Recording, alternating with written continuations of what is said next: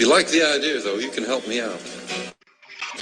If you love your Uncle Sam, bring him home, bring him home.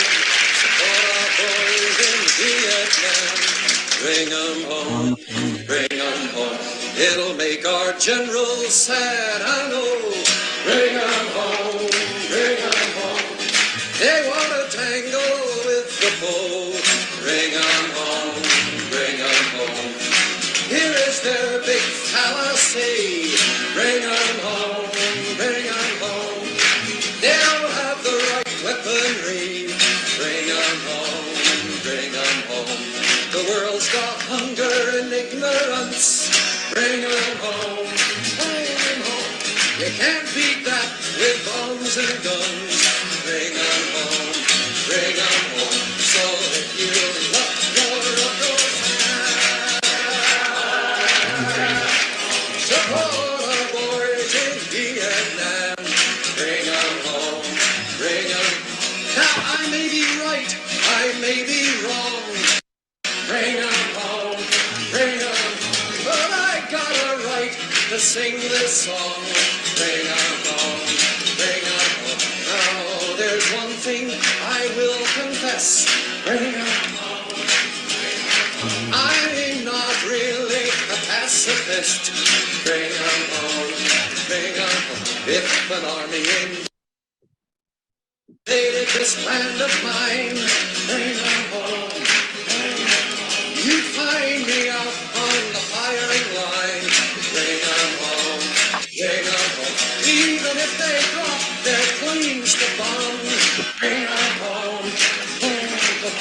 Oh, they brought helicopters and napalm. Bring 'em home, bring 'em home. So if you love your Uncle Sam,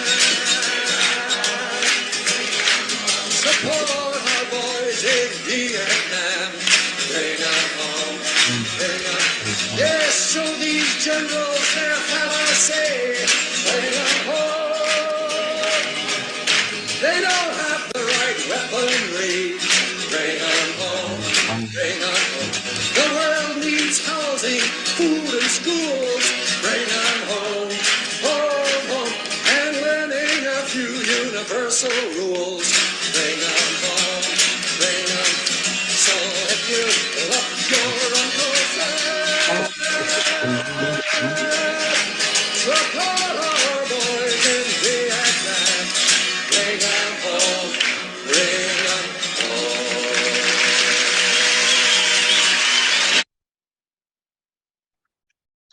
Well, good evening. Sorry for the couple of minute delay. Inevitably, with a program on Zoom, you screw up somehow, and hopefully that will be the only screw up of the evening. So this is the Vietnam Peace Commemoration Committee, the initial program in a series we're going to do of the music of the Vietnam era. And I'm going to turn it over in a minute to Heather Booth, who will moderate the whole program. I will be here if there are other technical issues and at the very end. Let me just say a bit about Heather. Whoops, let's see what's, something is now running that shouldn't be running.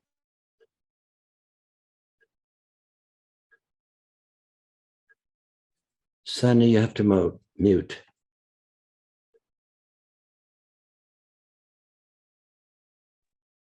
Heather, you have to move.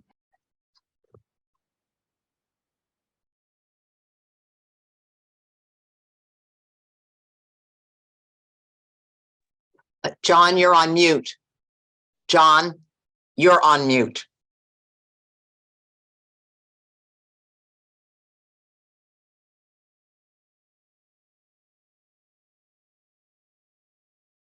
All right, there we go. Thank you. At any rate, I don't know how much I was muted by trying to stop the sound, but again, I'm John McAuliffe. I'm the coordinator of the Vietnam Peace Commemoration Committee and the founder and director of the Fund for Reconciliation and Development. This is a program that we will be the first of a series of many, we hope, that will document the singers, the songs, and the interaction with the anti-war movement. The moderator for the program is Heather Booth. If you look on the page where we have the registration link, you'll see long bios of everybody, or at least bios of everybody, and some other resources. And Heather is an old friend. I'm going to try to pull something else up as she talks, where you'll see her from Mississippi in 1964 when we first met each other. So the only mechanics I'll say is that the chat will be closed until we get to the discussion portion, but Q&A are open if you have questions to ask. We're not going to be able to recognize people visually in this, given the number of folks that have registered. So, and we're now up to 124 already. So I will now turn it over to Heather. Well, we welcome you all, movement veterans, and those who remember the movement or remember the stories of the movement and want to remember it and carry on its legacy. It's wonderful to be your movement partner and to be in a night where we're remembering the movement and the music that helped inspire us to end that war in Vietnam. And hearing Pete Seeger bring them home, I hope many of you were perhaps on mute, but singing along. It immediately raised my spirits because it reminded us about a time when song spoke to the rising movement of people across generations coming together to stop not only an unjust war, but against a military-industrial system and the powers behind it. It brings joy to remember the movement fighting for democracy, justice, equality, and peace, especially now, at a time when all of those are under attack: democracy, freedom, justice, peace, equality. But we also see a rising movement, probably greater in number than we even had in the 60s, that is in support of freedom, justice, democracy, and peace. This picture, by the way, is of me at 18 years old in Ruleville, Mississippi. That's Fannie Lou Hamer, the great heroine, in front of her house in Ruleville. It's where John McAuliffe and I first met. Now, the movement against the war in Vietnam did help change the political equation so that finally a majority of the country opposed the war and the senseless killing that seemed to have no end. And even for those who formally supported it, it seemed to have no rationale. This program was largely conceived of by John McAuliffe, who's continued to work for peace and addressing the problems created by what the Vietnamese call the American War. John and I were on the same Mississippi Freedom Summer Project in 1964 in Shaw, Mississippi, and then in Cleveland. And he's continued building movement for justice over the last 50 years and more. This program is designed to connect with and update former members of the anti-war movement who were moved by the music, as well as current activists and our counterparts. It also created and will create an archive to be posted on YouTube of the anti-war movement and will be in piece collections like that at Swarthmore College to be available for future activists, musicians, scholars, and we'll be sharing the conversation in music that will go on for about 90 minutes. Tonight, we have three remarkable performers, activists, organizers who are lifelong dedicated to this movement for justice and peace. Each will present a video or recording of an anti-war movement song that was meaningful to them, and then we'll discuss with each of them about that song and about the music that they played or that played in their lives, and about building the movement for peace and justice and democracy. After a couple of rounds of those musical movement memories, we'll engage as a group, connecting not only to what the music meant in those days, but what it provides for us today, and what are the sources of inspiration for today's movements in whatever form it takes.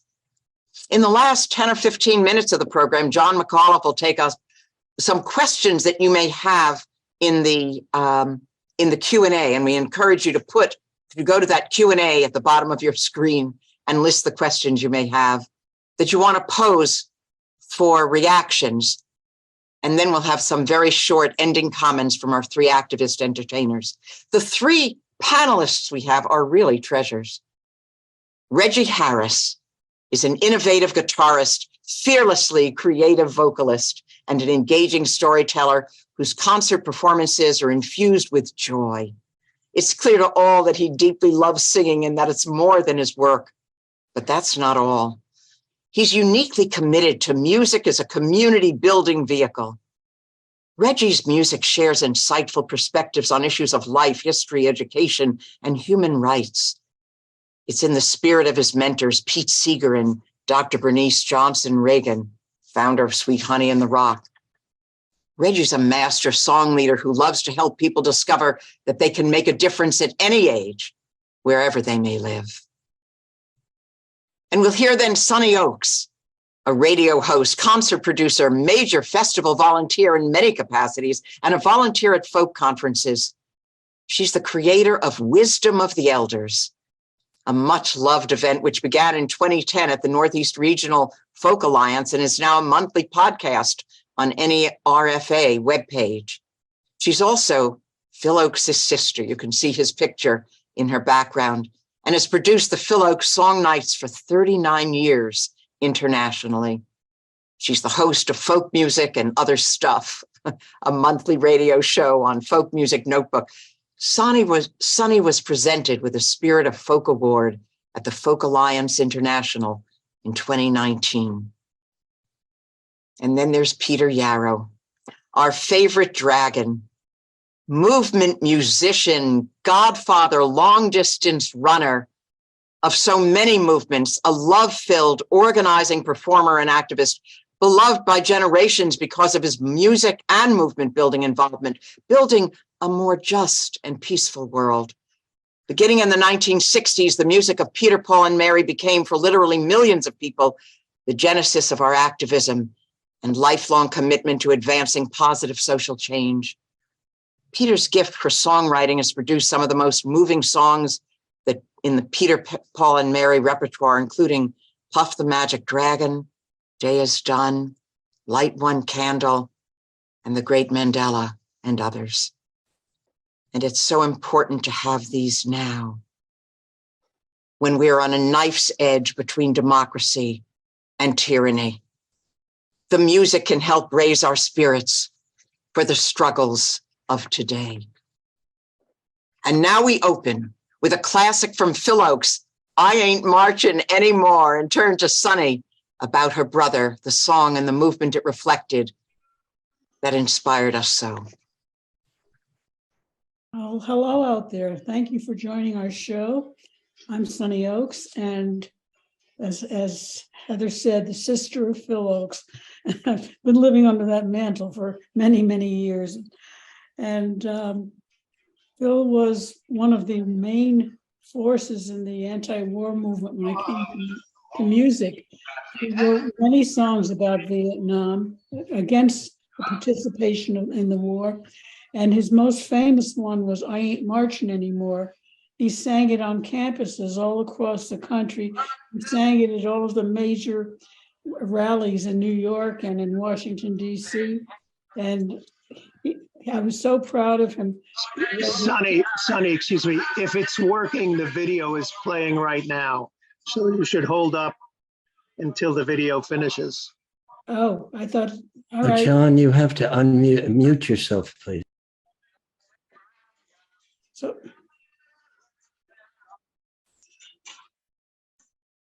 I don't see the video. You don't see it? No. John, mute yourself. We don't need to hear you.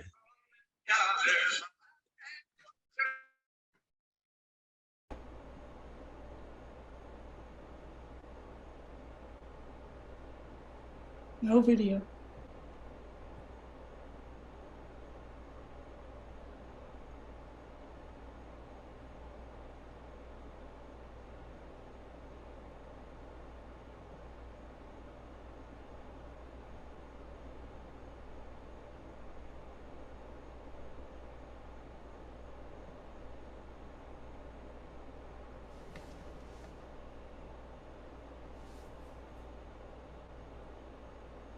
John, do you know it's not showing? The video's not showing.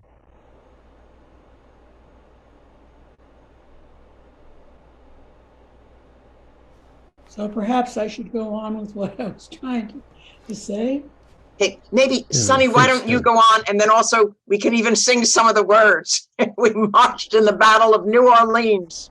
Okay, well, the point I want to make, he sang it in so many places, but to me, the ultimate, the most amazing was at the Chicago Convention. He sang in a huge auditorium. He sang, "I Ain't Marching Anymore." And the audience, you could see in the audience, one after another, draft cards being burned while he sang, "I Ain't Marching Anymore." The audience just took on the spirit and went with it. And it was probably one of the proudest moments of Phil's life that he had made this happen. And one thing I would like to say is we've done 39 years of Phil Ochs song nights, and the words are in the chorus, it's always the old who lead us to the war, always the young to fall. But one of the people in the song night came up with, it's always the rich who lead us to the war, always the poor who fall. So, I mean, there's that thought, and it's so relevant, especially today with the rich trying to take over everything. Is this our song playing, or is it just showing? There it is. I hear it. Needs to be a little louder.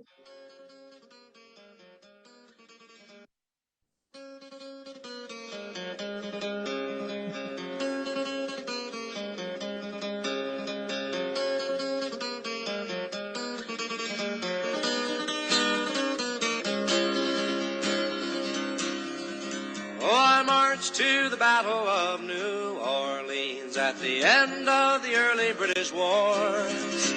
The young land started growing, the young blood started flowing, but I ain't a-marching anymore.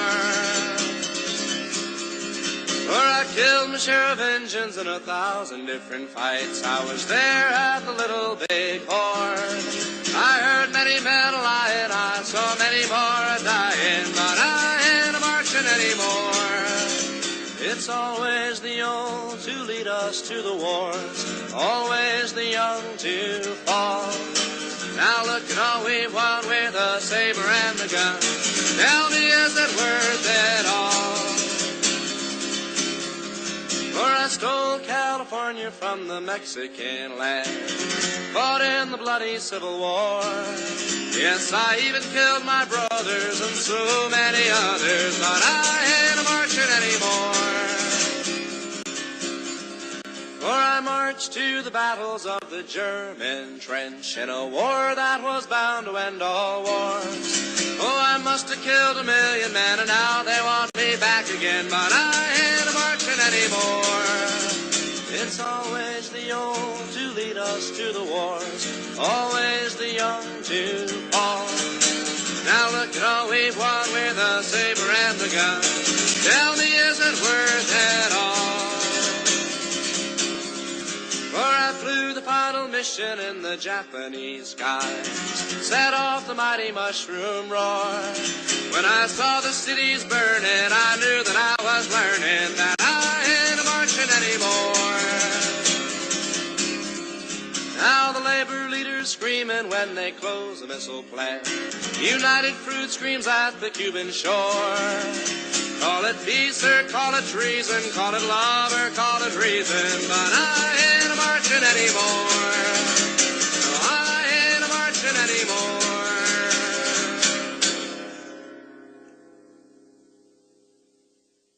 Oh, Sonny, it just brings back so many memories and raises our spirits. Tell us a little more, Sonny, about Phil's involvement in the movement. Remind us about it. I remember that his singing at the 68 convention, and also how you keep his legacy alive. Okay, well, one thing I want to mention is that song, Phil put out a songbook, his first songbook in 1964. Now think of that's like way back. And in 1964, that song was already in the songbook. He had written it quite early in the war. Wow. It's amazing. I was surprised to see that the other day. And he would go around, as I said, college campuses. At one point, I think it was Jerry Rubin invited him to come out and speak at Berkeley at a rally, a student rally in Berkeley. And Phil had a paid engagement, which he undid. He didn't take the money. He went out to Berkeley to sing for the students for free because he felt so strongly about the war. And as I said, this was his signature song. And it's just been amazing how many people are still singing it. Every time we do a song night, this song is definitely included. As I said, 39 years of keeping his music alive. Thanks so much, Sonny. Thanks so much. And Peter, did you want to say something? Because I was going to turn to Reggie, because Reggie had said he was so deeply impacted by Phil's words and music. And I wanted Reggie to tell us some about his own movement involvement and how he connected with Phil. Is that okay, Peter? Yeah. Peter, did you have to add in? Okay. Well, I'll just say that I'm thrilled and honored to be here. And Sonny has been my great connector in so many ways. I met Sonny at an event in Philadelphia, and she invited my partner Kim and I to come and sing for a Phil Ochs song night. And she said, "So what song would you like to do?" And I said, "Well, we don't know any." I was born in 1952. I was in school. I graduated from high school in 1970. Phil didn't come across my radar until probably just before he died, when I heard Changes on the radio. But Sonny was gracious, and she sent 5 songs. And I listened to this man who obviously was so passionate, obviously was so skilled, and obviously was so honest. I was a young beginning songwriter, and going to that Phil Ochs song night, the first one at the Bottom Line in New York City, and seeing all of these amazing performers coming out to play these songs, I couldn't believe the breadth of song that he had, and so many of them connecting to the anti-war theme and passionately informing the public about what our government was up to. So true. And Peter, now I do want to know from you, since your singing helped to create, reflect, and promote the spirit of our movement for so many years, if you could tell us a little bit about your connection to Phil, and also respond to what Sonny and Reggie have just said. Absolutely. I'll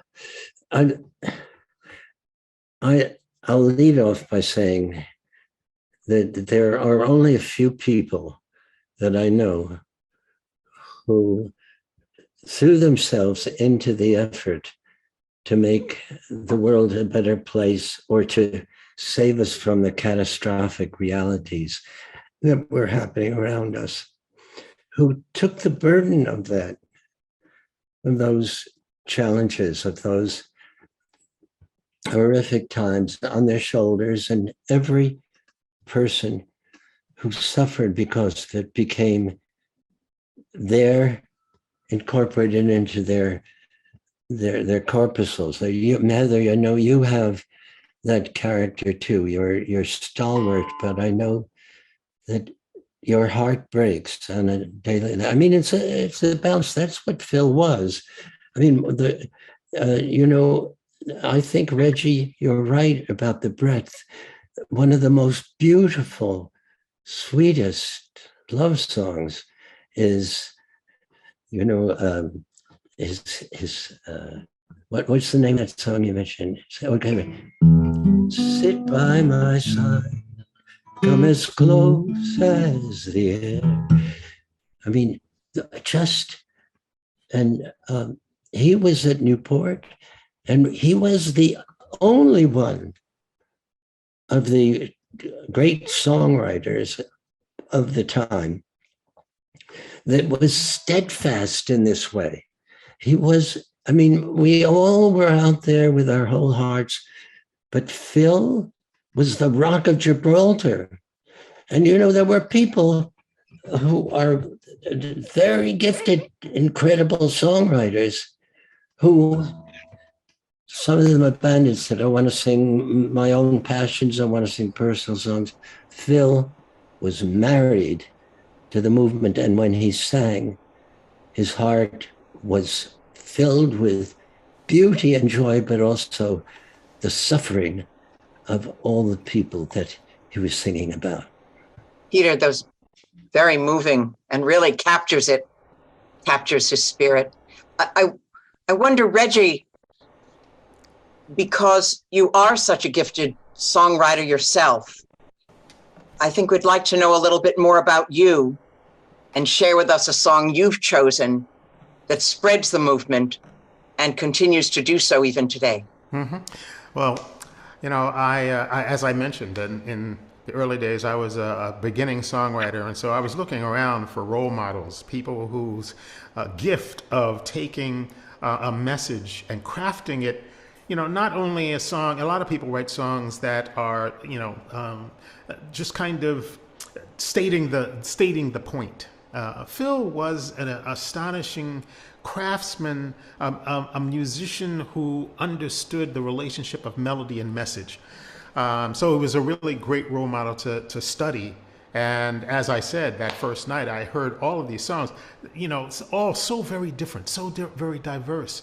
And yet, as I heard songs like Cops of the World, which, really in your face song identifying what our government was doing around the world in terms of bombing and overcoming governments. As I heard songs like One More Parade, so strong, so fast, so ready for the war, so willing to die on a foreign shore. Phil, as Peter said, engaged those forces, but he engaged them with a creativity that as a young musician, I really was drawn to. And the one night that we were doing a song night, I heard someone perform a song that Phil wrote when he was actually in Hawaii. He was there, I think, actually just kind of on an R&R himself, visiting, probably singing some, but he ran into a soldier who was on R&R from Vietnam. And the story goes that he and the soldier launched into a conversation. Phil got his information, and this was the other thing. James Baldwin once said in a lecture that I was part of, he said, the artist is responsible for looking around and observing what's happening and then reporting that, taking that into your filter and showing the world what you see. And Phil was unafraid to show the world really difficult things. So this soldier, talking about his experience, inspired a song. I'll do part of this song because of time. Phil didn't particularly write short songs, but the power of the song, I'll tag the beginning of the song and then also a couple of verses from the end.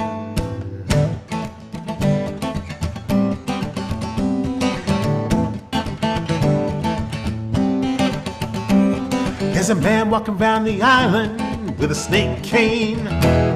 He picked it up in Thailand from a hurricane. And he's not gonna go there. He's been one time too long. Now all the gods are gone. The younger boys are drowning in a shallow sea. Night belongs to snipers in palm trees, and their sabers flash like lightning in the cause of a last brigade. They must have been afraid. Soldiers have their sorrow, the wretched have their rage. Pray for the aged, it's a dawn of another age, of another age, of another age, of another age. He goes on in that song to talk about the fact that we're all the victims of propaganda and of learning, being punished for things when we stand out. And as he brings the song in and goes back into history and points up, Thomas Paine and Jesse James were old friends. Robin Hood is riding on the road again. We were born in a revolution and we died in a wasted war. It's gone that way before.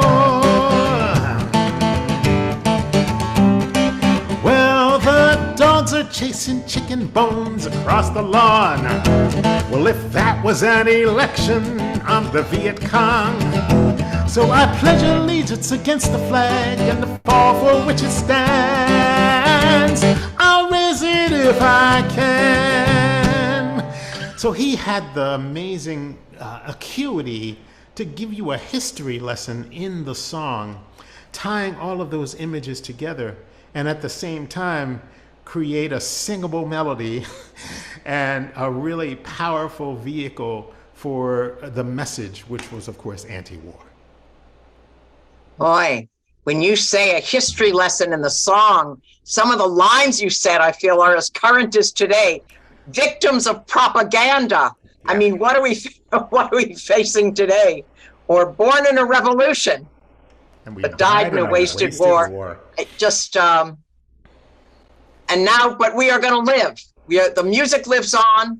We live on. Reggie, just fabulous. I also want to ask Sonny then to react to Reggie, because Sonny and Reggie have been friends throughout the years. And then we'll turn over to Peter. But Sonny, what's your reaction to what Reggie just sang and told us about?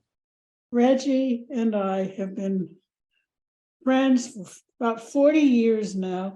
We've traveled all around the country together. We've traveled to Canada. We've shared rooms. We've shared wonderful experiences.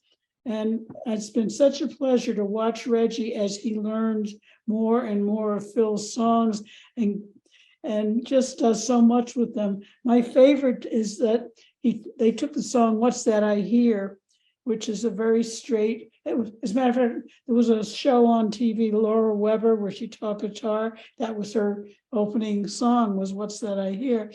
And Reggie and Kim took that song, and I don't know who worked with him. It might have been Tom Passado Rao, I'm not sure. It was Tom Passado Rao and Greg Greenway and Pat Wichter. Right, and they sat down and they took that song and turned it into a Motown song. Wow. This absolutely incredible version of that song. I know this sounds crazy, but that's one of the things I really wish that Phil had lived to hear, because I think Phil would have been so tickled to hear his song come out as a Motown song. And it's thanks to Reggie that happened. But Peter, you want to say something? Yeah, I want to say that Mary Travers used to say, and this is of folk music, she said, if you're going to sing me, you have to live me. And it was powerful. And that's what we get from Phil, as powerful as his acumen and his poetry is, what you feel is that he is you and you are he. For instance, in There But For Fortune, he literally is saying and feeling what you are experiencing now, what the people in Ukraine are experiencing. I'm experiencing it too, and you felt it. So what his capacity was to have a brilliant take on things, but also emotionally people felt, validated. I understand this feeling. It's not about the war. It's about the basic feeling we have for one another. And that's what you got from him, as well as all the other things. And even in the Q&A that's been put in now, I see Stephen Spitz, who's a longtime movement partner, writes in it that he drove Phil from that concert that you mentioned in '68 to his hotel. And I think each of us, we want that relationship with him. We even felt we had that relationship with him because his music was both historic and personal. And now with that, I do want to turn to our good trouble, good organizer, good music maker, Peter Yarrow. We have a video of two different performances. The first from the 1963 March on Washington, And the first person you'll see, by the way, is Ossie Davis, who many of you do know, but Ossie Davis was a civil rights champion and extraordinary performer, actor, who also gave the eulogy at Malcolm X's funeral, and was a movement leader in so many ways. And it's introducing Blowing in the Wind. And then there's a second video that will just roll into with Peter, Paul, and Mary. And then with others, with John Denver singing Give Us a Chance. Let me, excuse me, John, in the lower right-hand corner, that's right. If you click that, it'll go full screen. What this great meeting is all about. I give you now Peter, Paul, and Mary.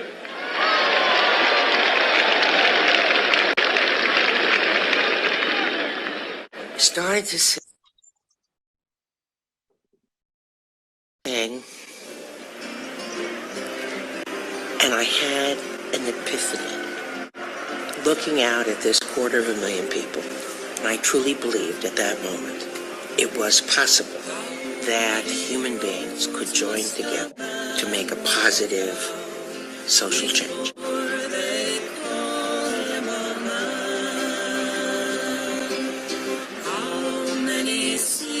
Must a white dove sail before she sleeps in the sand? How many times must the cannonballs fly before they're forever banned? The answer, my friend, is blowing in the wind. The answer is blowing in the wind.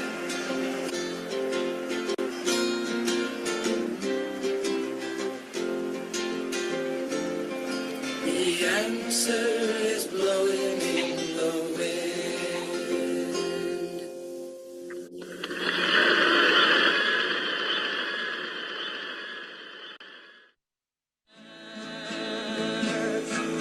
All we are saying is give peace a chance. All we are saying is give peace a chance. Sing it for the veterans that were on the mall. All we are saying is give peace a chance. All we are saying is give peace a chance. Sing it for Mr. Nixon. All we are saying is give peace a chance.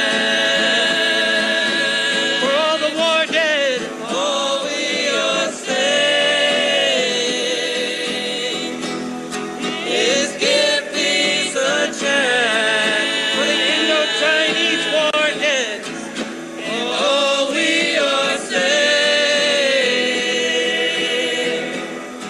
is give peace a chance. And all we are saying is give peace a chance.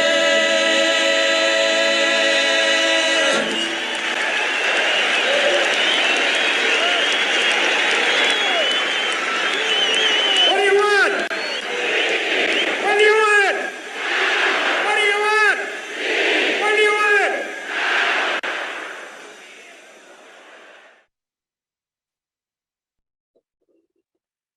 Oh, Peter, it is so moving to see it, to see you, and also to see some of our fallen heroes, of Mary, of Ossie Davis, of John Denver. And we're glad you're here with us now.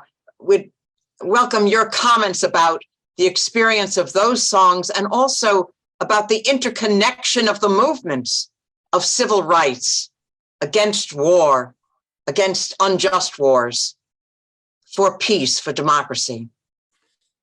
Absolutely, Heather. When we sang, I mean, to me, it's just, as I was sitting there editing this together for this program, I had an epiphany myself. I realized, I saw that the hopefulness and the heartfelt sweetness of Peter, Paul, and Mary and Blowing in the Wind in '63. And goodness knows there was danger in the civil rights movement, and there was bloodshed, and there were people, goodness knows, but the heartache, by the time we segued into the anti-war movement, and of course, Martin Luther King said, there is no justice without peace, and there is no peace without justice. They are one and the same thing, and we know that now. What happened was, after these 8 years had passed between these two videos, you see a maturation of sorrow and pain and determination.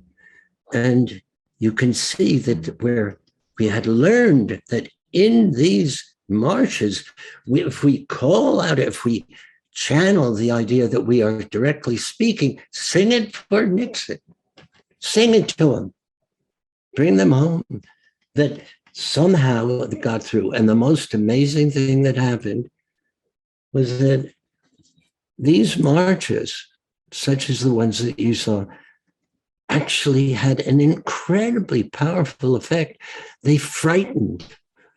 You can read in McNamara's book, how they shook when they hear this music, because the music, as much as it moved us, let them know our power. It's like with the Maori, when they do their dance before they play ball, it's an art form, but it's not entertainment. Peter, Paul, and Mary never entertained. That's why Ossie Davis said, and now to share with us in word and song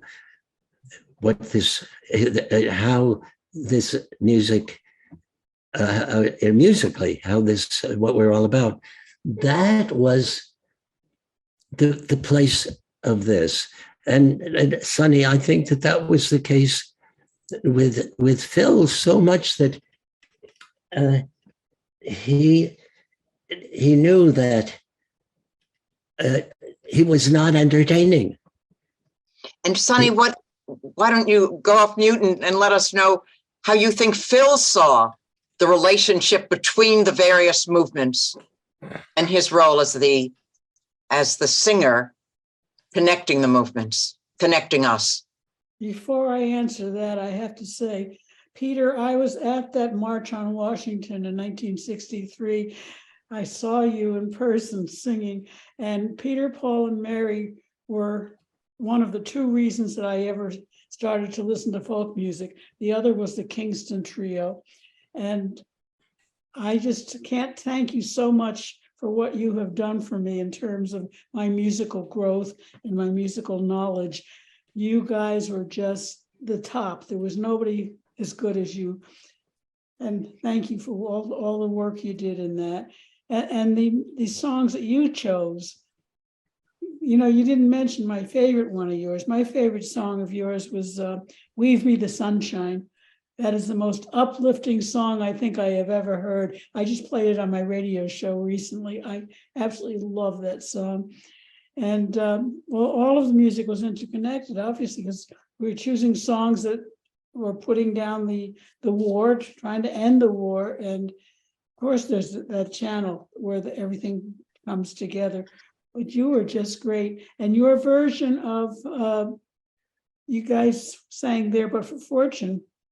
And I have to ask you, I'm asking you publicly, there was a fourth verse in there, show me the famine, show me the frail, show me the, was it? Children whose eyes are growing pale. And I'll show you the children with many reasons why. Who wrote that verse? We did in concert. As a group, you wrote it? Absolutely. And we don't ever take It's Phil's song. We asked permission to add it. The sense of love between and respect between the people who were involved in this music as it became. I think it was people that said to me, you provided that you were the conscience, because you validated our feelings and you alerted us to questions we had to have answered. You know, I mean, this song was so, and we extended it to that. And Sonny, I want to tell you that song, I sang it with when we were on with the concert with Matthew Shepard at the trial, the second trial, and it was everybody was together, and I wrote a verse for it about LGBTQ. It's a song that is it's at the base of all the other political kinds of statements about caring about each other. Well, there you go, Heather. There's a perfect example of how the musicians joined together and just built something even better as a unit.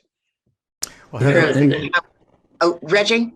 I think I wanted to just throw in that, you know, there's not a mistake. It's not a coincidence that all of those performers, Peter, Paul, and Mary, Pete Seeger, Phil Ochs, they committed themselves to the civil rights movement in a way that many other performers and activists didn't. And, you know, they went to the South, they went to join in, they grabbed the passion of the songs there and added into that mix.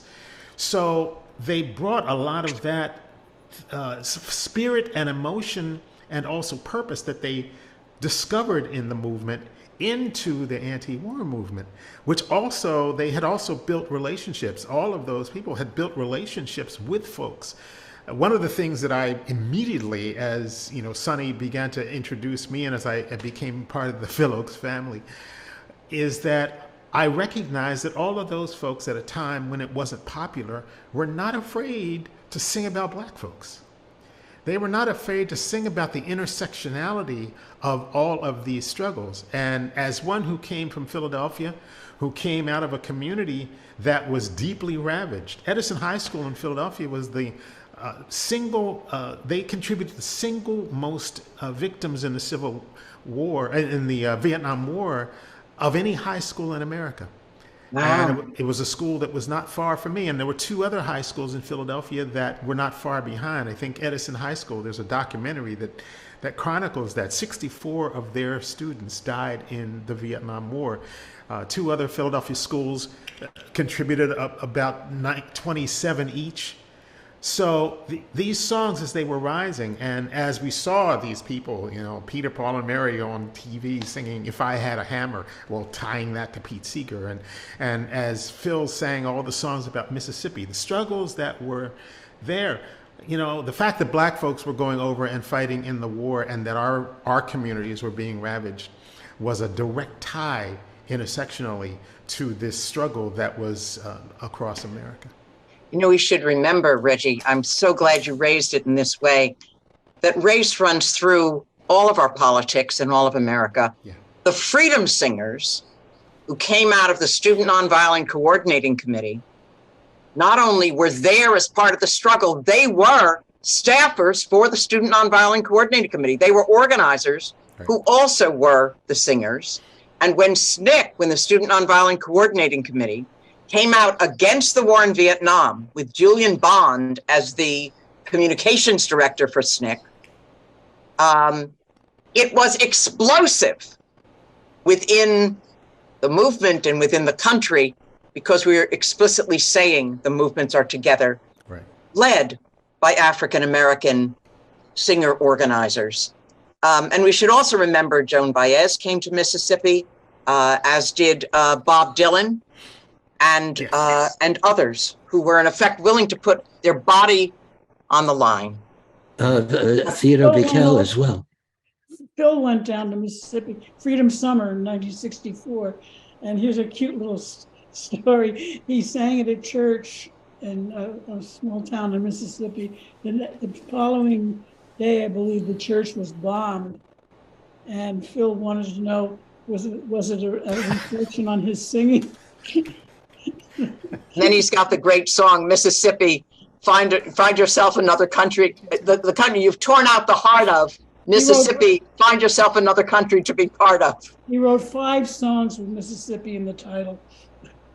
2 weeks ago, I was standing in the church in Philadelphia, Mississippi, and standing at that gravestone that they have for Goodwin, Schwerner, and Cheney, who were, of course, investigating the burning of the church and the beating of the people there. And as I was standing there, I was thinking about those songs that Phil wrote in Mississippi. And I was also thinking about the fact that on the night that they found the bodies of Goodwin, Schwerner, and Cheney, I believe that Pete Seeger was doing a concert in Meridian, Mississippi, and he was asked by the leaders there to make the announcement to the crowd that the bodies had been found. You know, there's a story I sometimes tell when I was in Mississippi with John and other Northern students who were recruited to be brought down. People often said to each other, "Are you willing to die for freedom?" And though I very much wanted to live, I was willing to take the risk to support courageous African Americans struggling for a decent life. But what I realize now is that the most important question we should ask is, are you willing to live for freedom? Are you willing to do the work every day when it's too hot or too cold or too boring or I'm too tired? Are we willing to live for freedom? And it is in part the songs of our movement, the songs of our life that give us the hope to carry on. But with that, I wanted to ask that we play another song from Phil, When I'm Gone. Is that right, John? No, you go stay with Peter for a while because he has something to sing, and you want more discussion with Peter before Okay, we. I thought that this was. Those songs are at the end. They're at the end as a bonus for people not part of the program. I see. Okay, we're getting our program together now. Then Peter, we turn to you for another song. Peter, you're on mute. Okay. So, Heather, the song that I've chosen to sing is so hyper-personal that, it's very difficult for me to sing it in concert because I bring back the sense, the trauma. See, let me go back, a step back. In the civil rights movement, which, by the way, was the genesis of the anti-war movement, that it wasn't linked. It was the same people, only it got bigger and involved more people, and then it was both, and then that fed the women's movement, and then it went on from there. But when Peter, Paul, and Mary went to Frankfort, Kentucky to sing at a march with Martin Luther King there, and then did a concert, there was Mary was pregnant, and she got a letter saying, "If you go there, we're going to kill you." Now, Wow. Absolutely. And she was pregnant, she had a responsibility. We were part of this determination you're talking about living in, became something that we could inspire in each other. And part of it took from Phil, and part of it, most of it came from Pete, because Pete was the most resolute and the leaders. Well, anyhow, we went there and a bomb went off, but it was a stink bomb. It was just the cowardly stuff that is done that presaged what some of the acts that go on now. But for us, there was minor danger. If you look at the civil rights movement, you see with the people in the beatings and the deaths, and you go to Rosa Parks Museum, you see all the names on the wall. And so when I sing The Great Mandela, I see my own history of singing this. I see it in Mandela.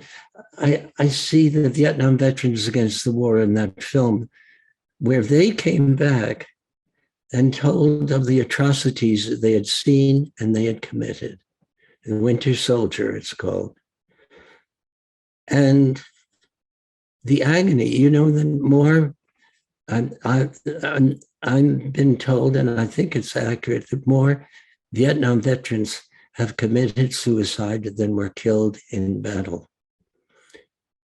The trauma of this, when I sing it, and then in the chorus, I'm telling a story about a war resistor, the person that refuses to go to war.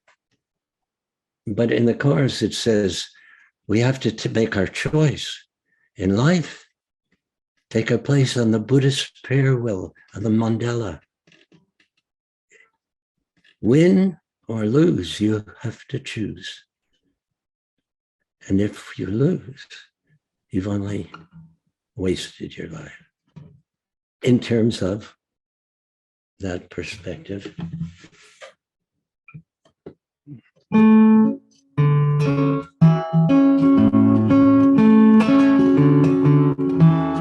So I told him that he'd better shut his mouth and do his job like a man. And he answered, listen, Father, I will never kill another. He thinks he's better than his brother that died. What the hell does he think he's doing to his father who brought him up right? Take your place on the great Mandela as it moves through your brief moment of time. Win or lose now, you must choose now. And if you lose, you're only losing your life.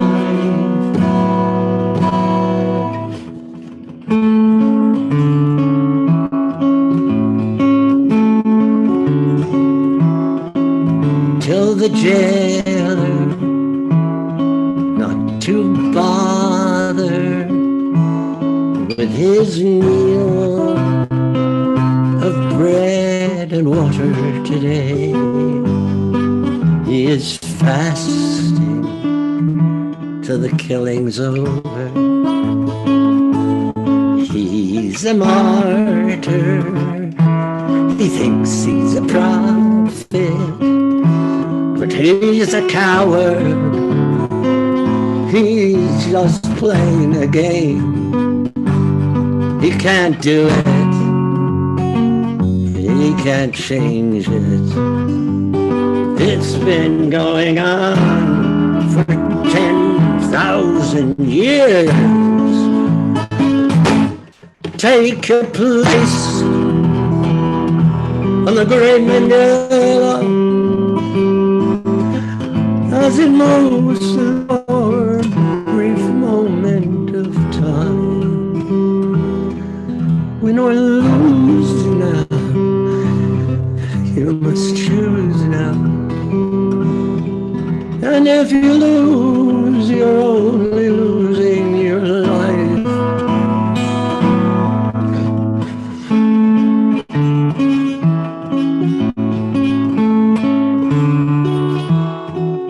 Tell the people they are safe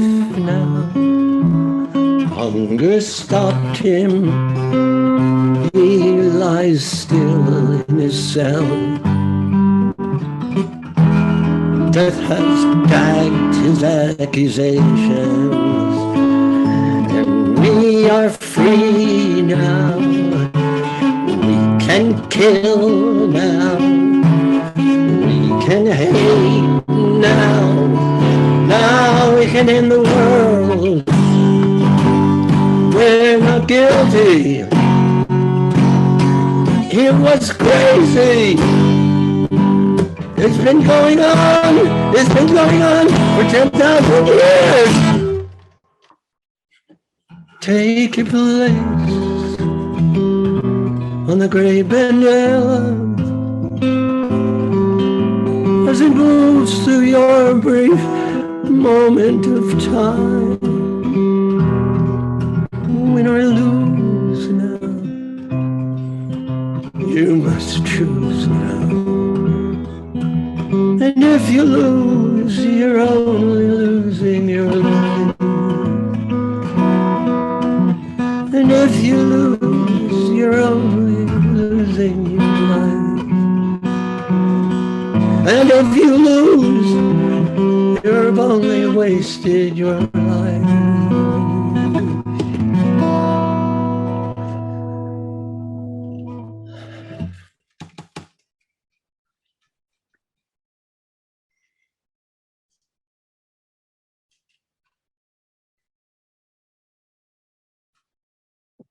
I feel we needed to take a minute after that.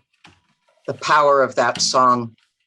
Peter, I hadn't realized this before, but it feels almost like a Bertolt Brecht song, and particularly how you sang it now, and probably as timeless. Thank you for that. Thank you. You know,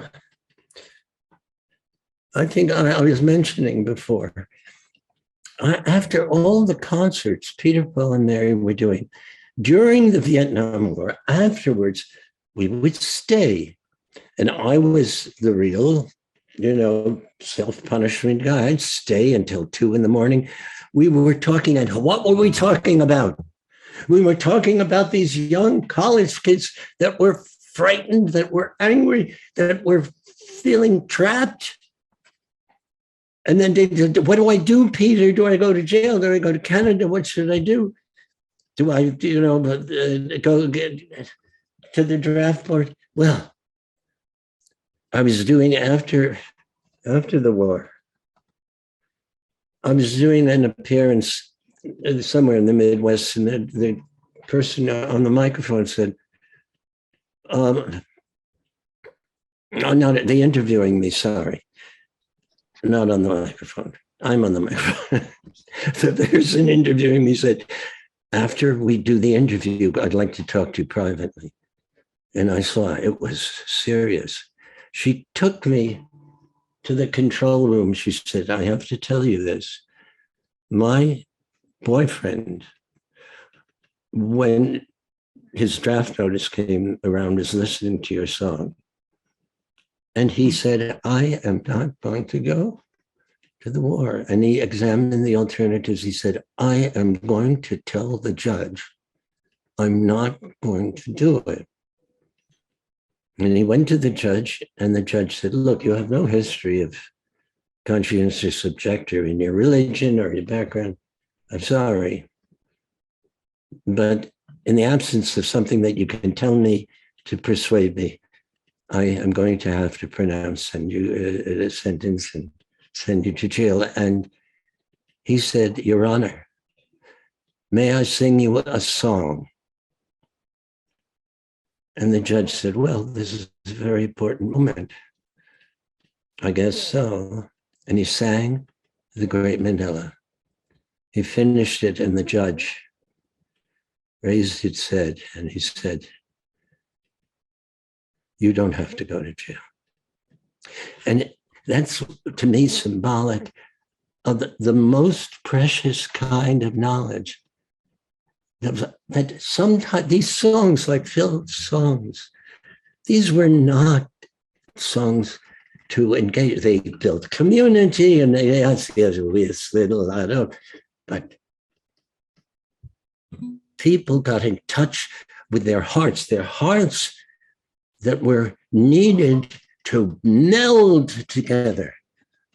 And I'm so proud to have been a part of that. And Reggie, to be in the streets still with you. And Sonny, I look upon you, you know, this almost famous film, which is so passionate, and people all are, because the people who surrounded us, the Albert Grossmans and the road managers and our sound people, the people who produced the concerts like yourself, did the radio. This is my family. And Peter, I want to build on that in the few minutes we have before we open it up for questions. We have about 5 minutes. I wanted to bring it actually up to date on exactly the theme you're describing, that you would stay after and talk to people, the young people, the people of that day. And now I want to ask about what is the meaning for the people of today. And I saw there was a couple of questions, one from the wonderful movement champion Letty Cotton Pogrebin I see in the Q&A, but also some others who are asking, what is the meaning of the music today and the movements today and the relationship of them? And just to kick it off, it seems to me that in this time, the movements have so expanded that there are movements all around us, probably with more people active than even were active in the 60s. But we had movements in sequence, almost a civil rights movement, a anti-war movement, a women's movement, environmental movement. And now all of it starts to come together, a fight for 15, Black Lives Matter, a women's march, political efforts. We're now living in a period of such turmoil, and the music is all around us. Now you put on your earbuds and you hear your own collection. And I asked my kids, who are in their 50s, what are some of the songs of today for our movements? Some that they proposed, some that they just mentioned off the top of their heads. Childish Gambino, This Is America. Yeah. By the way, I think, John, when you put up the links to these different songs following this, I do think it's worth putting up some of the current songs. But Childish Gambino, This Is America, the video is unbelievable for those who haven't seen it, or remarkable. Kendrick Lamar, All Right. Lil Baby, We the People, A Tribe Called Quest. The Playing for Change music that many of us have heard. Stacey Byer, Good Trouble, again in the tradition. And then Sweet Honey in the Rock, We Who Believe in Freedom Cannot Rest. So I wanted to ask all of you, what music do you think now inspires you? And what are the comments you have about the movements of today and and that reflects those movements? Not sure where to start. Reggie. Well, I've had the great privilege since things have opened up to hit a number of college campuses. I recently have been on the College of St. Joseph University in Philadelphia, and Nazareth College in Rochester, and down at Tougaloo College in Mississippi, and just spent 2 days at Worcester College in Ohio, and talking to the students and them talking back about that very thing, asking them what music is engaging them. For myself, in looking to make contact with them, I'm shifting my music, and again, songs that have been inspired by some of these people that we've been talking about. I come out of this history. I released an album in 2021 called On Solid Ground. We will not rest till the storm is over. We will not lay this burden down. We will keep each other strong. We will love and carry on till we stand all together on solid ground. on that album, I also had a song called It's Who We Are. And that song became #1 in the folk DJ charts for the month of May in 2021. I engage the students in conversation because I love the fact that Peter mentioned the entertainment, because so much of our culture has pushed our public into entertainment frameworks to sell the music and to get people, and really to get them distracted. But people that you mentioned, Childish Gambino and look, Kendrick Lamar and so many of the others, they're cutting through all of that. So as I sing these songs, and I do sing these songs that I'm singing, I'm still singing, ain't gonna let nobody turn me round, turn me round, turn me round. The students don't know these songs, but they come alive when they hear them. And then that gives me the opportunity to engage them, to remind them, or maybe for the first time, to tell them. And some of them I get to take on pilgrimage to those places. So they see the intersectionality of what they're struggling with. I think we have to make those connections for the younger group, but also what I said to a group last week at the College of Worcester. Many of us are learning that we have something to add, but we also have baggage that you don't necessarily need to own. So in that way, I'm willing to get out of the way and look for choice opportunities to add in what I can and learn new things from them. How wonderful. I particularly, while you were talking, I just checked out what the questions are. By the way, there's love and affection going for all of you singer, activist, organizers. But one of the comments comes from Holly Neer, who is listening in. And if there is a great singer, activist, organizer, lifelong values-driven songwriter, inspiring person, Holly Neer is one of them. And she recognizes Chris Matthews. And I've traveled to hear Chris Matthews sing.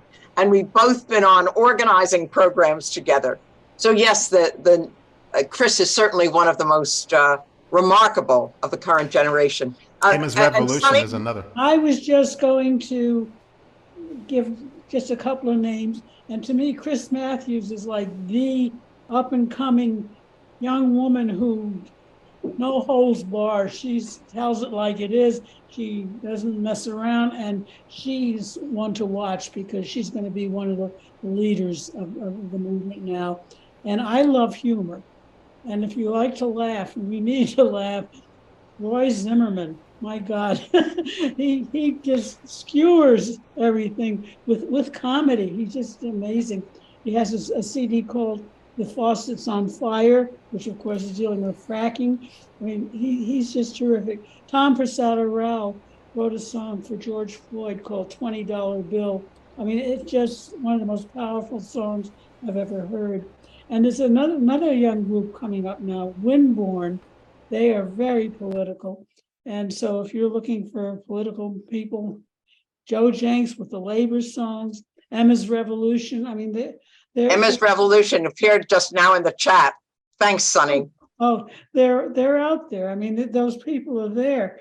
And if you listen to my radio show, you'll hear them all the time. And when the tape is made of it, we'll put on the link to your radio show. I wondered, we're now supposed to turn to the general Q&A. Heather, let me make an answer to your briefly, question. Though, because I think we also want to get the questions from the audience, if John has some. Of Peter? course, yeah. I'm going to mention a framework to understand this about the next generation. What we are blessed with at this time is the emergence of power in the marginalized and oppressed populations that did not have a voice in our country before. We're talking about LGBTQ. We're talking about kids in school that wonder whether they're going to be killed. We're talking about Black Lives Matter, that organized a nationwide. We're talking about the people who have been marginalized. So then they all have their music and they all have, so let me refer to that. I went down, I was asked to write a song for the Parkland students, but I said, they've got to write it themselves. And I took down 12 songwriters and we mentored them. Steve Seskin did that. I am telling you, those songs, you know what the first song was, what they decided, 35 of them to do it? You won't believe these songs, by the way. They said, this is a song for the silenced. These are kids who had seen their friends shot or in despair, and we'd be working on their face. It was so therapeutic, so inspiring. And for me, I wrote that it was, when I was reflecting on it, that it was comparable to the kind of incredible feeling of connection that I got from being on the March on Washington in '63. Number two, there is a group called the Peace Poets. Two of them came down there. And when I heard them, I understood what rap was about. They are unbelievable. And they're all seminarians from South America living here. And the third thing I want to mention that I think is so important is that there is an entity that's run by Noel Paul Stuckey's daughter, Liz Stuckey. It's unbelievable. You know what their new project is? They've just gotten very significant funding to take activist singers who have that predisposition and teach them the ropes by sending them to the Midwest Academy. I'm kidding, but they should go to the Midwest Academy. The training center I have started for organizers. Peter, Right. you are an organizer, a singer, a performer, and you touch our hearts. I do think at this point we should open it up, though, John, with about 10 minutes left for our program. Are there questions that people have raised? I saw one that I thought was interesting for Sonny.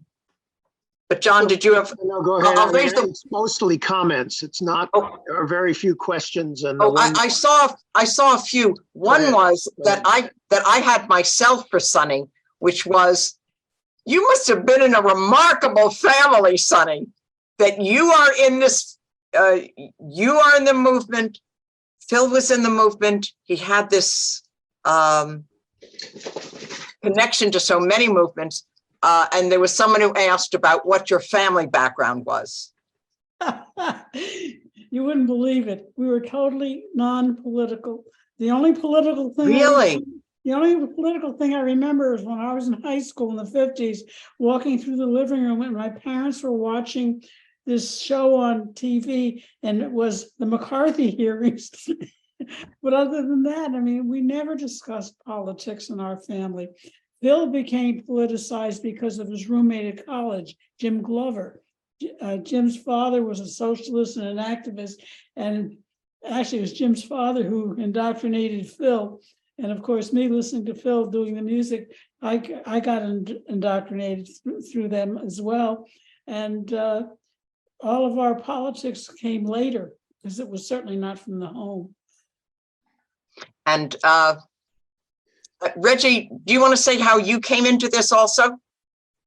Well, I can blame Sonny for some of this, but there was a woman in Philadelphia back in the late 80s and early 1990s, Joyce Brown, who started a group called, she started a club called the Blushing Zebra, and it was a place to play, and I got to meet Earl Robinson, I got to meet Pete Seeger there, and then I got invited to the People's Music Network for Songs of Freedom and Struggle, and I suddenly, the whole panoply of social action opened up, taking me back to all that was surrounding me in Philadelphia with people like Reverend Leon Sullivan leading boycotts, and just some of the folks that were happening there. So yeah, it was mostly through the love of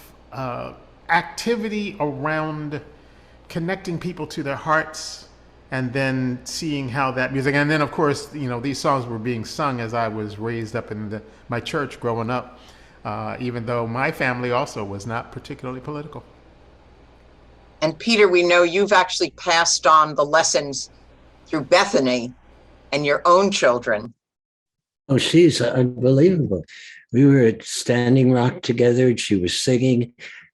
She got arrested, and there she is walking out with her arms in handcuffs at a demonstration about the pipelines. She said, we shall, intrepid. She is a force of nature, and she is very, very deeply involved with building a repatriation, a bringing back of the Native American to the Schoharie Valley who were there initially. But and she's amazing. And she was also affected by, there were three people that really politicized me. First, my mother, who's a member of, she was a teacher. She's very scared because of the McCarthy era. She said, don't open the door unless you hear this is the sound. And then she was, it was all about her ethics. She was a teacher. She immigrated from Russia at a very early age. And it was embedded in her DNA. Then the second person that really did it were two women, both of whom I met in high school. One of them was Dorothy Miller, who became a coordinator at SNCC, married Dorothy Miller Zellner. Oh.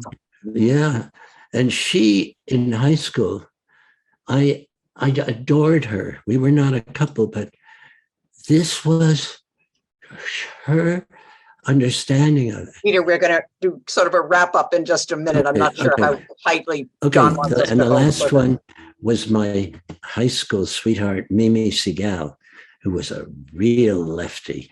And she taught me songs like Le Déserteur. She was amazing. And as much as I have a debt to Paul and Mary as partners in it, that legacy came from these people. One nice thing that's happened since the anti-war movement is I think many of us have become more sensitive to the role of women, to the role of the need for how race runs through everything, and how from the beginning we need to have our movements reflect what America is. I wonder, just for a last comment for each person, we'll end with a comment from John telling us the next stage of this program, of the taping of the programs. But if each of you have a comment for the current generation, or a final short 30 seconds of thought to leave us with as we end this program, while people's comments are coming through, saying how much they love this program, love all of you, loved your singing, loved Phil, Peter, Reggie, Sonny. So for each of you, Sonny, do you want to start a last minute comment? Okay, all I can say is, my mantra is, if somebody asks you to do something, say yes, because the worst that'll happen is you'll have a boring time, but you might be exposed to wonderful new experiences and learn a whole lot about stuff that's out there that you didn't know about before. Get involved, and please vote tomorrow. And Reggie? I would say that one of the most important things that I have realized over the course of years is that it's all about relationship. And we often think that, the things that we say are going to, change, or the facts that we have. But the most important thing is to remember to continue to open yourself to developing relationship, and keeping music at the center is a great way to start. Peter? Let's just, first of all, John McAuliffe, you are one of my heroes. I went to Vietnam 3 times with you. The issue that was ringing us there at the time was Agent Orange. and how we decimated the population with it. And the United States refused to take liability and responsibility. There was a lawsuit. And what you have done in terms of putting this together is just another mark in your life. But to me, it's beautiful. And Heather, you have no idea how much respect and love I have for you as a friend and an ally. And what I want to say is that, most importantly, if you're watching this program, look at the relationship between us. Is this something that you want to have in your life? Is this kind of, we have all walks of, we have organizer, broadcaster, singer, songwriter. The respect and the fun that we have. I mean, if we were all together physically in the same room, we'd be having an amazing party, and we'd keep going all night. This is not a sacrifice. This is real. Most of the other stuff is superficial. It's pre-programmed. It's canned. So many things in this world are not worth what this is. This is the real deal. So expose yourself to the honesty of people who sing from the heart, who come from the heart, and who live the music. Yeah, beautiful comments. It's been a joy to be part of this. My thoughts always are that when we organize with the music to inspire us, when we organize, we have changed this world. We help to stop a war. We can drive forward freedom and democracy. When we organize, we will change this world with music to inspire us, the relationships, as Reggie talked about them, to hold us together, and with love at the center. Thank you all for being here tonight. I turn this back over to John, who's going to tell us about the recordings, where you can find it, and what the next steps are with an ongoing program. And may we build those movements for peace, for democracy, for freedom, and a more just world, and keep us singing. Thank you, Heather. I have to clean up a little bit of a mistake, which is I was so flustered on the technical side that I didn't really tell you who Heather was. She commented on our Mississippi history and on the Midwest Academy, which institutionally probably did more to create activists and organizers than any other institution that came out of the 60s, 70s. So she deserves a special appreciation for that, as you saw in the way she handled this program. The other thing, if you look on her bio, and I hadn't realized this until we were talking a month or so ago, but you've seen the HBO show on the Janes and the film that's coming out about Jane, about the underground effort that was made to help women find places of safe abortions. And Heather was a key organizer in that whole process. And hopefully it's not going to be a situation where the next generation of Heathers has to take up that role, but we will see what will happen in this country in the next day to be pointed. Okay, several things on procedure. One is somebody did question, so why didn't you have a good tech person? We tried. If somebody knows a good tech person who would like to help us out on future programs, we would be more than happy to bring them into this picture. The next show on December 5th in this series is with Holly Near, Linda Tillery, and Chris Matthews. There will be no tech problems on that because they basically did it as a produced program, and that's what you'll see. And then at the end of it, at least Holly will be there to answer questions, and we'll see. And maybe Peter and Sonny and Reggie and Heather can come back into that conversation. We do see this as a cumulative process. You'll see on the blog page where you registered, if you didn't see it before, there's a list of 300 Vietnam songs and another list that a guy named Roger Peace has done that are actually links to videos. The videos we showed tonight the links will be there. And I think that there'll be other programs. There's 2 other programs coming up. One which has to do with the issue of war crimes, which is brought about in the US war in Indochina, which is brought about as a discussion by Russian war crimes in Ukraine, and who should take responsibility for them. And then in December, to lift up the anniversary of the Christmas bombing and the Paris Peace Agreement, we'll have a Zoom with 2 book authors covering what was going on in Indochina and what was going on in the US politically. So you'll get notices about all of those things. I'm afraid that by signing up for this, you've signed up for every month or so getting an update, and you can always take yourself off the list, but we hope that these will be useful to you. I should note that this program and the others are possible because of a grant from the AVK Foundation, the AVK Arts Foundation.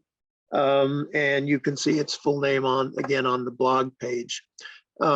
So everything ultimately requires resources, and we appreciate that help. And we appreciate whatever donations people are moved to make from this program.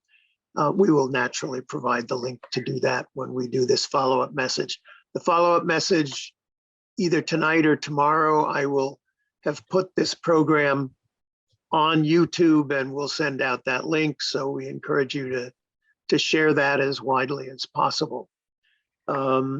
So I will actually leave one substantive question that I simply is to think about, and at some point I'd like to hear about it, but not to take more time now, which is the issue of how much physical presence was a factor. We know in the civil rights movement, it was the intimate involvement of people in the community with the music, with the singers, that both the community and the singers were at risk. And there was an intimacy and identity that was inescapable. The anti-war movement was a little more distant. A totally successful commercial group like Peter, Paul, and Mary also went to another level, as did Phil Ochs. But still, there was a lot of physical interaction, as people have talked about. And it's just simply a question in my mind in the world today, in which like our audience here, we have now down to 99 people. We had 142 people. We never could have gotten this nationwide involvement in the past, but that is different. And I don't know what the back and forth relationship will be, and how much the movement affects the singers and how the singers affect the movement. But we will leave that for our next discussion. You have a bonus coming. There were a number of people who mentioned Draft Dodger Rag and The War Is Over and When I'm Gone. We're gonna play all those if you want to stay and watch them, and we'll put the links to all of them on the blog page. So that's the end of my extended remarks. And again, thank you, everybody, Peter, Sonny, Reggie, and Heather. Sorry again for the technical glitches, but I think the substance far overcame the technical glitches. So, or as my daughter taught me, this is what you do on Zoom. This is, I love you. This is my hug. So We'll see you on December 5th with Holly and the others. Any last comment, Heather, Peter, Sonny, Be well. Reggie? Okay. All right. And I'm going to close it down. We will save the Wait, I want to do one thing. Everybody go like this. Touch each other's hands. No, all the way. Do you see this hand? This goes out this side, all the way over. That's how we, John, put your arms in front of me. No. Reach out. Sonny, I want to see you touching Reggie on the screen. Come on. There you go. Now we're into it. All we are saying is big and piece of chance. All we are saying. Great. Thank you, Peter. Peter, one of the questions we got was your concert schedule. So we'll send it out to people when you have things. Peter is amazingly doing concerts again. And we've heard, obviously, that Reggie is and Sonny is active. And all right, so I'm going to stop now. Take care, everybody. Be well. Good night. Well.